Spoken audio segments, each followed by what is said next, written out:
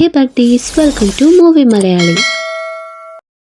ഇന്ന് നമ്മുടെ മൂവി മലയാളി എന്ന ചാനലിൽ പുതിയൊരു ഡ്രാമ സ്റ്റാർട്ട് ചെയ്യാൻ പോവുകയാണ്. 2024 റിലീസ് ചെയ്ത ഗസ് ഹു ആം ഐ എന്ന റൊമാൻസും കോമഡിയും കൂടിക്കലർന്ന ഒരു അടിപൊളി ചൈനീസ് ഡ്രാമയാണ് നമ്മൾ ഇന്ന് കാണാൻ പോകുന്നത്. എപ്പിസോഡിന്റെ തുടക്കത്തിൽ തന്നെ നമ്മൾ കാണുന്നത് നായികയാണ്. അവളുടെ പേരാണ് സോങ് യോങ്. തൽക്കാലം നമുക്ക് അവളെ സോങ് എന്ന് വിളിക്കാം. നമ്മുടെ ഹീറോയിൻ സോങ് ആകട്ടെ അവളുടെ ചീഫ് എഡിറ്ററായ ലൂയുമായിട്ട് സംസാരിക്കുകയാണ്. സോങ് ആണെങ്കിൽ ഒരു സ്ക്രിപ്റ്റ് റൈറ്ററാണ്. അവൾ നല്ലപോലെ നോവലൊക്കെ എഴുതും. പക്ഷെ ലൂയു ആണെങ്കിൽ അവളുടെ സ്ക്രിപ്റ്റ് എല്ലാം വായിച്ചതിനു ശേഷം അവളായിട്ട് കോൺട്രാക്ട് ചെയ്യാൻ പറ്റില്ല എന്ന് പറയുന്നു. ഇത് കേട്ട സോങ് ആകട്ടെ തന്റെ നോവലിനൊക്കെ നല്ല നല്ല കമന്റുകൾ വരുന്നുണ്ട്, പിന്നെ എന്താണ് കുഴപ്പമെന്ന് ചോദിക്കുന്നു. ഇതിന് മറുപടിയായി ലൂയു പറയുന്നത് അതൊക്കെ താൻ തന്റെ ആൾക്കാരെ വെച്ച് കമന്റ് ഇടിക്കുന്നതാണെന്നും നിന്റെ നോവലിൽ ജസ്റ്റ് റൊമാൻസ് മാത്രമാണെന്നും അതൊന്നും ഇവിടെ ശരിയാവില്ല, അതുകൊണ്ട് തന്നെ ഈ അപ്പോളജി ഗിഫ്റ്റ് വാങ്ങിയിട്ട് ദയവ് ചെയ്ത് ഇവിടുന്ന് പോകണമെന്നും ലൂയു പറയുന്നു. ഇതൊക്കെ കേട്ടിട്ട് നമ്മുടെ സോങ് ആണെങ്കിൽ പിന്നെ ലൂയുവിനോട് റിക്വസ്റ്റ് ചെയ്യുകയാണ്. ആളുകൾക്ക് ഇഷ്ടമുള്ള നോവൽ താൻ എഴുതി തരാമെന്ന് പറഞ്ഞുകൊണ്ട്. ലൂയു ആണെങ്കിൽ അവന്റെ നിലപാടിൽ തന്നെ ഉറച്ചു നിൽക്കുകയായിരുന്നു. എനിക്ക് ബോസുമായി മീറ്റിംഗ് ഉണ്ട്, ദയവ് ചെയ്ത് നീ ഈ ഗിഫ്റ്റ് എടുത്തിട്ട് ഇവിടെ നിന്ന് പോകണമെന്ന് പറയുന്നു. ലൂയുവിന്റെ ഓഫീസിൽ നിന്ന് ഇറങ്ങിപ്പോകുന്ന സോങ് ആകട്ടെ അവന്റെ ബോസിനെ കാണുന്നു. പിന്നീട് ബോസും ലൂയുമായിട്ടുള്ള സംഭാഷണം അവൾ പുറത്തുനിന്ന് ഒളിഞ്ഞു കേൾക്കുന്നു. ഉള്ളിൽ വന്ന ബോസാണെങ്കിൽ ലൂയുവിനെ നന്നായിട്ട് ചീത്ത പറഞ്ഞുകൊണ്ടിരിക്കുകയാണ്. ഞാൻ നിനക്ക് കറക്റ്റ് ആയിട്ടുള്ള ശമ്പളം തരുന്നതല്ലേ, അപ്പോൾ നീ എനിക്ക് അതിനുള്ള ജോലി ചെയ്തേ പറ്റുള്ളൂ. എനിക്കാണെങ്കിൽ റൊമാൻസ്, ത്രില്ലർ, കോമഡി എന്നിങ്ങനെ എല്ലാം ചേർന്നൊരു നോവലാണ് വേണ്ടത്. എത്രയും പെട്ടെന്ന് തന്നെ ഇതുപോലെ നോവൽ എഴുതുന്ന ഒരു നോവലിസ്റ്റിനെ തേടി പിടിക്കാൻ ബോസ് ലൂയുവിനോട് പറയും. നമ്മുടെ സോങ് ആകട്ടെ ഇതെല്ലാം കേട്ട് നിൽക്കുകയായിരുന്നു. ആ സമയത്ത് റെസ്റ്റ് റൂമിൽ നിന്നൊരു ചെറുക്കൻ വന്നു. അവനെ കണ്ടപ്പോഴേ അവനെ തള്ളിക്കൊണ്ടുപോയിട്ട് ഒരു ഹെൽപ്പ് ചെയ്യണമെന്ന് അവൾ പറയുന്നു. ബോസ് ആണെങ്കിൽ ലൂയുവിനെ വഴക്ക് പറഞ്ഞുകൊണ്ടിരിക്കുകയാണ്. അപ്പോഴത്തേ നമ്മുടെ സോങ് ആണെങ്കിൽ വേഷമെല്ലാം മാറി നല്ല മാസായിട്ട് കടന്നു വരുന്നു. നേരത്തെ റെസ്റ്റ് റൂമിൽ നിന്ന് വന്ന ചെറുക്കൻ എന്തിനാണ് ഉന്തിക്കൊണ്ടുപോയതെന്ന് ഇപ്പൊ നിങ്ങൾക്ക് മനസ്സിലായില്ലേ? നമ്മുടെ ഹീറോയിൻ ആണെങ്കിൽ കടന്നു വന്നതും ഇവിടെ ആരാണ് ലൂയു എന്ന് ചോദിക്കുന്നു. ബോസ് ആണെങ്കിൽ ലൂയിനെ ചൂണ്ടിക്കാണിക്കുന്നു. അപ്പോൾ ലൂയു ആണെങ്കിൽ ഇവളുടെ ഈ വേഷമെല്ലാം കണ്ട് ആകെ കൂടി പകച്ചു നിൽക്കുകയാണ്. സോങ് ആകട്ടെ ഞാനൊരു നോവലിസ്റ്റ് ആണെന്നും ഇപ്പോൾ ഞാൻ എഴുതിക്കൊണ്ടിരിക്കുന്നത് റൊമാൻസും ത്രില്ലറും ഹൊററും സസ്പെൻസും എല്ലാം കൂടി കലർന്ന ഒരു നോവലാണെന്നും അത് ഞാൻ ഏതെങ്കിലും കമ്പനിക്ക് കൊടുക്കാൻ പോവുകയാണ്. പക്ഷേ ലൂ എനിക്ക് അറിയുന്നതുകൊണ്ട് ഞാൻ അയാൾക്ക് കൊടുക്കാമെന്ന് തീരുമാനിച്ചിരിക്കുകയാണ്. താങ്കൾക്ക് വേണമെങ്കിൽ ഞാൻ അത് തരാം, അല്ലെങ്കിൽ ഞാൻ ഏതെങ്കിലും കമ്പനിക്ക് കൊടുക്കാമെന്ന് അവൾ പറയുന്നു. ഇത് കേട്ട ബോസ് ആണെങ്കിൽ അപ്പം തന്നെ ഇവളുടെ നോവൽ വേണമെന്ന് പറയുന്നു. താനായിട്ട് കോൺട്രാക്ട് ചെയ്യണമെന്നും അതുപോലെ തന്നെ ലൂവിനോട് ഈ നോവൽ എടുക്കണമെന്നും പറഞ്ഞിട്ട് പോകുന്നു. ലൂ ആണെങ്കിൽ സോഗര് കണ്ട ആ ഷോക്കിൽ നിന്നും ഇതുവരെ വന്നിട്ടില്ല. അവൻ എന്നിട്ട് അവളോട് പറയുന്നു, നീ ഇങ്ങനെ ആക്ട് ചെയ്യുകയാണെങ്കിൽ നിനക്ക് വല്ല സിനിമയിലും കയറാം, അത്രയും നന്നായിട്ടാണ് നീ ആക്ട് ചെയ്യുന്നതെന്ന് പറയുന്നു. സോങ് ആണെങ്കിൽ ശരിയാണ്, പക്ഷെ എനിക്ക് നോവൽ എഴുതാനല്ലേ ഇഷ്ടം, എന്ത് ചെയ്യാമെന്നൊക്കെ പറയുന്നു. ലോവിനാണെങ്കിൽ അവളുടെ മറുപടി കൂടെ കേട്ടപ്പോൾ ശരിക്കും ദേഷ്യം വന്നു. അവൻ എന്നിട്ട് പറഞ്ഞു, നിനക്ക് ഞാൻ കളിയാക്കുകയാണെന്ന് അറിഞ്ഞിട്ടും ഇപ്പോഴും ഇങ്ങനെ പറഞ്ഞുകൊണ്ടിരിക്കാൻ നാണമില്ലേ? പിന്നെ നീ എൻ്റെ ബോസിനോട് എന്താണ് പറഞ്ഞത്? സസ്പെൻസും ത്രില്ലറും റൊമാൻസും ഒക്കെ അറിയുന്ന ഒരു നോവൽ നീ എഴുതി കൊടുക്കാമെന്നോ? പക്ഷെ എനിക്കല്ലേ അറിയത്തുള്ളൂ നിനക്ക് റൊമാൻസ് മാത്രമേ വരത്തുള്ളൂ എന്ന്. 3 മാസത്തിനുള്ളിൽ ഞാൻ നല്ലൊരു നോവൽ നിങ്ങൾക്ക് എഴുതി തരാമെന്ന് ലൂവിനോട് സോങ് പറഞ്ഞിട്ട് വീട്ടിലോട്ട് മടങ്ങുന്നു. അടുത്ത സീനിലായി നമ്മൾ കാണുന്നത് റൂമിലിരിക്കുന്ന സോങ്ങിനെയാണ്. നമ്മുടെ സോങ്ങിനാകട്ടെ നല്ല റൊമാൻസ് ആയിട്ടുള്ള നോവൽ എഴുതാനല്ലേ അറിയത്തുള്ളൂ. പക്ഷെ അതിലെങ്ങനെ സസ്പെൻസ്, ത്രില്ലറും ഹൊററും ഒക്കെ കൊണ്ടുവരണം എന്നാണ് അവൾക്ക് അറിയാത്തത്. അങ്ങനെ അവൾ അവളുടെ ചുമരിലെ നോവലുകളൊക്കെ നോക്കിയിരിക്കുകയായിരുന്നു. പിന്നീട് അവൾ ലൂ കൊടുത്ത ഗിഫ്റ്റ് എടുക്കുന്നു. അതിൻ്റെ ഉള്ളിൽ ഒരു ഗ്ലാസ് ആണ് ഉള്ളത്.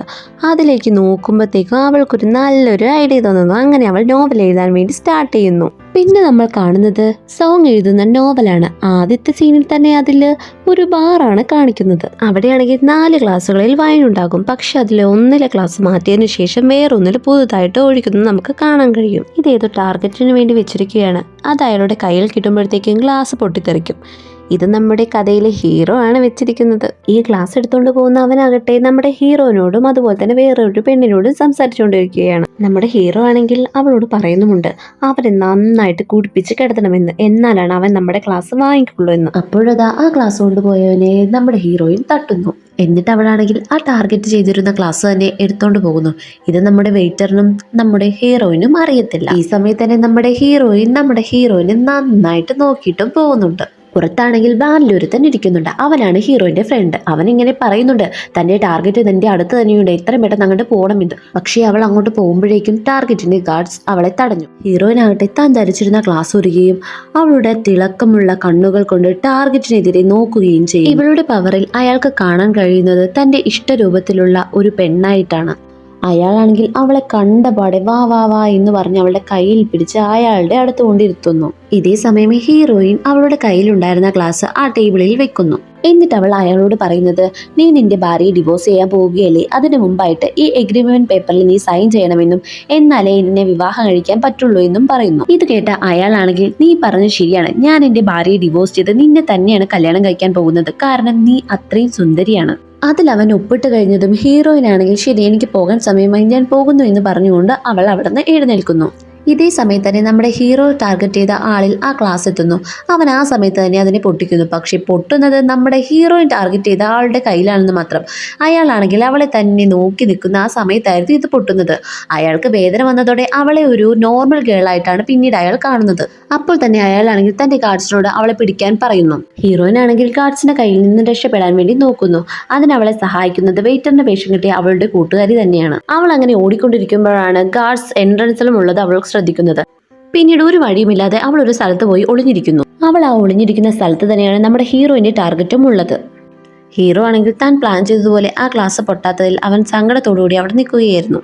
എങ്ങനെയെങ്കിലും ആ ടാർഗറ്റിന്റെ ബ്ലഡ് കിട്ടണമെന്ന് പറഞ്ഞുകൊണ്ട് തന്നെ നമ്മുടെ ഹീറോ ആണെങ്കിൽ അവിടെ ഇരുന്ന ഒരു ട്രേ വലിച്ച് താഴേക്ക് ഇടുന്നു. എന്ത് ചെയ്യാൻ വേണ്ടിയിട്ടാണ് നമ്മുടെ ഹീറോയിൻ ആണെങ്കിൽ ആ ട്രേയുടെ പുറകിൽ തന്നെയാണ് ഒളിഞ്ഞുകൊണ്ടിരുന്നത്.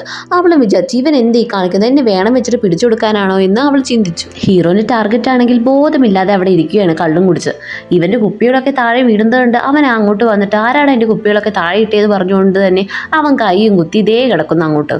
ആ സമയത്ത് തന്നെ ഹീറോയിന്റെ കൂട്ടുകാരനായ വെയിറ്ററും വേറൊരു പെണ്ണും വന്ന് അവനെ കൂട്ടിക്കൊണ്ടുപോകുന്നു. ഹീറോയിൻ ആണെങ്കിൽ എങ്ങോട്ട് പോകണമെന്നറിയാതെ അങ്ങോട്ടും ഇങ്ങോട്ടുമായിട്ട് ഓടിക്കൊണ്ടിരിക്കുകയാണ്. അതേസമയം തന്നെ പുറകിൽ നിന്ന് കാർഡ്സ് പറയുന്നുണ്ട്, ആ ബ്ലാക്ക് കളർ ഡ്രസ് ഇട്ട വേവി ഹെയറിനെ പിടിക്കുന്നു. അപ്പോൾ തന്നെ അവൾ അവളുടെ മുടിയൊക്കെ കെട്ടിവെക്കുന്നു. ഇതേ സമയം തന്നെ നമ്മുടെ ഹീറോ ആണെങ്കിൽ ഹീറോയിന്റെ അടുത്തേക്ക് വരുന്നു. താൻ കാരണമല്ല നീ പിടിക്കപ്പെട്ടത്, അതുകൊണ്ട് ഞാൻ തന്നെ നിന്നെ രക്ഷിക്കാമെന്ന് പറഞ്ഞുകൊണ്ട് അവളുടെ പാതി ഡ്രസ്സ് വലിച്ചു കീറിയെടുത്ത് അവളെ ഭിത്തിയിലോട്ട് ചേർത്ത് നിർത്തി കിസ് അടിക്കുന്നത് പോലെ അഭിനയിക്കുന്നു. പിന്നീട് അവർ രണ്ടുപേരും ഗാർഡ്സിൽ നിന്നും രക്ഷപ്പെട്ട് പുറത്തേക്ക് എത്തുന്നു. അടുത്ത സീനിലായി നമ്മൾ കാണുന്നത് ഹീറോയിനെയും ഹീറോയിന്റെ ടാർഗറ്റിന്റെ കൂടെ ഉണ്ടായിരുന്ന പെണ്ണിനെയും ആ വെയിറ്ററെയുമാണ്. അവളാണെങ്കിൽ ആ വെയിറ്റർ ചെറുക്കനെ നന്നായിട്ടിട്ട് ചീത്ത പറയുകയാണ്. നീ കാരണമാണ് നമ്മളെല്ലാം പിടിക്കപ്പെട്ടത്. നീ ആ ഗ്ലാസ് ശരിക്കുമുള്ള ടാർഗറ്റിന് കൊടുത്തിരുന്നെങ്കിൽ ഇതൊന്നും സംഭവിക്കില്ലായിരുന്നു. പിടിക്കപ്പെട്ടാലും എന്താ, നമുക്കാണെങ്കിൽ കിട്ടേണ്ടത് കിട്ടിയില്ലേ, ഈ ബ്ലഡ് വെച്ചിട്ട് വേണം ഇനി നമുക്ക് അവന്റെ ഫേക്ക് ചേട്ടനായിട്ട് മാറാൻ വേണ്ടിയിട്ട്. അതുപോലെ വേറെ സ്ഥലത്താണെങ്കിൽ നമ്മളെ ഹീറോയിനും ഹീറോയിന്റെ 2 കൂട്ടുകാരും കൂടി വീട്ടിലെത്തിയിരിക്കുന്നു. ഇതിലെ ഈ കണ്ണാടിക്കാരനാണ് നമ്മൾ വാനിൽ കണ്ട ആ ചെറുക്കൻ. അവനാണെങ്കിൽ വീട്ടിൽ വന്നതും ഗെയിമും കളിച്ച് ഒരു പാഴ്സലിന്റെ മുകളിൽ കാല് നീട്ടിയിരിക്കുകയാണ്.